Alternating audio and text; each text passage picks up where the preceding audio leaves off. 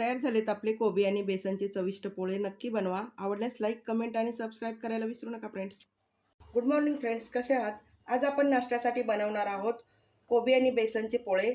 त्यासाठी लागणारं साहित्य: इकडे 1 वाटी मी कोबी बारीक चिरून घेतलेला आहे, अर्धा टोमॅटो कापून घेतलाय, अर्धा कांदा कापून घेतलाय, बारीक लसूण मी कट करून घेतलेला आहे.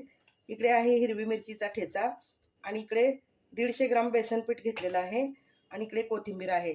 आणखीन आपल्याला हिंग, ओवा आणि आपल्याला पोळे काढण्यासाठी तेल लागणार आहे. तर आता आपण पोळा बनवायची तयारी करूया. पोळा बनवण्यासाठी सगळ्यात पहिल्यांदा मी घेतलाय कोबी,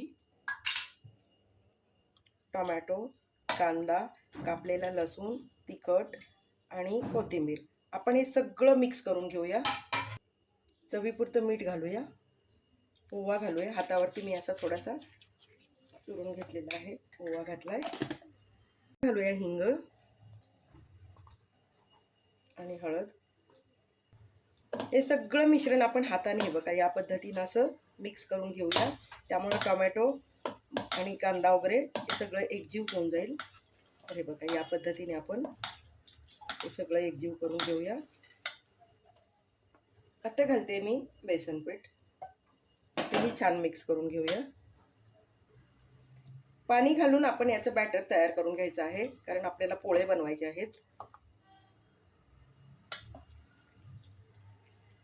असं छान मिक्स करून घेते मी. तिखट आणि मीठ तुम्ही तुमच्या चवीप्रमाणे घालू शकता. तर आता मी माझ्या चवीप्रमाणे सगळं साहित्य घातलेलं आहे आणि खूप छान बॅटर तयार झाले. आता आपण पोळे काढूया. इकडे गॅसवरती मी पॅन ठेवलेला आहे आणि थोडंसं तेल घालून पॅन गरम करून घेतलाय. आता आपण पोळ्याचं मिश्रण सोडूया. छोटे छोटेच काढूया, जास्त मोठे नाही, उलटायला बरे पडतील. चमचानं पसरत नसतील ना तर हे बघा आपण अशा हातानं पसरून घेऊया.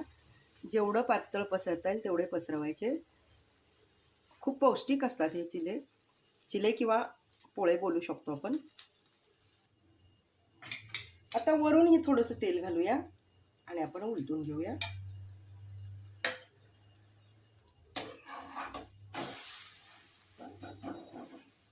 हे बघा छान तयार झालेलं आहे. आता तयार झालेलं आहे, आपण काढून घेऊया. हे बघा खूप छान शेकलेलं आहे, तर मी काढून घेते. आता आपण सगळे पोळे याच पद्धतीने काढून घेऊया.